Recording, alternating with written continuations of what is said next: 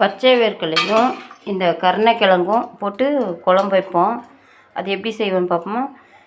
நான் வந்துட்டு குக்கரில் ஒரு விசில் விட்டு எடுத்துக்க கருணைக்கிழங்கும் பச்சை வேர்க்கடலையும் உரித்து போட்டு கொஞ்சம் உப்பு போட்டு ஒரே ஒரு விசில் வச்சு எடுத்துருக்கேன். எண்ணெய் ஊற்றி கடுகு போட்டிருக்கேன். கடுகு வெடிட்டு ஒரு 1/4 ஸ்பூன் வெந்தயம் போட்டுக்குவோம். கருவேப்பிலை, பூண்டு போட்டுக்கோங்க. வெங்காயம் போட்டு நல்லா வதக்கிக்கலாம். வெங்காயம் தான் கொஞ்சம் உப்பு போட்டுக்கலாம். நான் சின்னதாக 2 தக்காளி கட் பண்ணி வச்சுட்டு அதையும் போட்டுக்கலாம். இந்த குழம்புக்கு ஒரு தேங்காய் பேஸ்ட் அரைச்சிக்கலாம். நான் ஒரு 2 சில்லு தேங்காய் எடுத்துருக்குறேன். அரைச்சி எடுத்துட்டு வந்துடுவோம். வெங்காய தக்காளி நல்லா வதங்கிடுச்சு. இந்த டைமில் மசாலா சேர்த்துக்கலாம். ஒரு 1/2 ஸ்பூன் குழம்புத்தூள், 1 ஸ்பூன் மிளகாய்த்தூள், 1/4 ஸ்பூன் மஞ்சள்தூள். இந்த எண்ணெயில் ஒரு 2 நிமிஷம் ஃப்ரை பண்ணி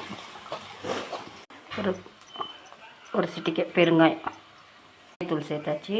இப்போ நம்ம வேக வச்சுருக்க இந்த காயை போட்டுக்கலாம். இந்த கருணைக்கிழங்கு வந்துட்டு ஒரு 50% தான் வேகணும். ஏன்னா இது குழம்புல வேறு வெந்துடும் 2 நிமிஷத்தில். வேர்க்கடலையும் அவ்வளோதான், ரொம்ப வேக வைக்கக்கூடாது.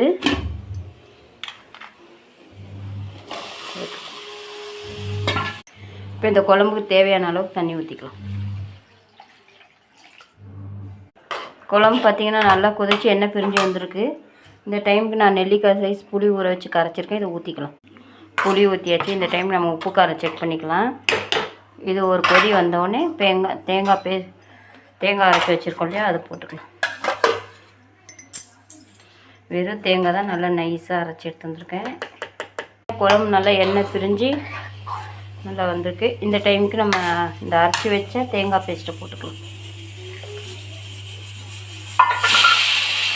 ரொம்ப நல்லாயிருக்கும்ப்பா இந்த குழம்பு. நாங்கள் கருணைக்கிழங்குன்னு சொல்லுவோம். தமிழ்நாடு பார்த்திங்கன்னா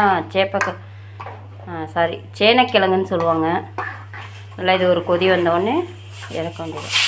ரொம்ப அருமையாக இருக்கும் இந்த காரக்குழம்பு. கருணைக்கிழங்கு பச்சை வேர்க்கடலை இல்லைனாலும் நம்ம காஞ்ச வேர்க்கடலை ஒரு ஒன் ஹவர் கூட வேண்டாம், ஒரு 1/2 மணி நேரம் ஊற வச்சுட்டு குக்கரில் ஒரு 2 விசில் விட்டு எடுத்துக்கலாம்.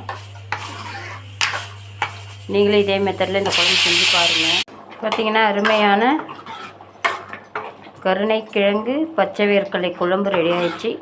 நீங்களும் இதே மெத்தடில் செஞ்சு பாருங்கள். இந்த வீடியோ பிடிச்சிருந்தால் லைக் பண்ணுங்கள், ஷேர் பண்ணுங்கள், மறக்காமல் நம்ம சேனலை சப்ஸ்கிரைப் பண்ணுங்கள். பாய்.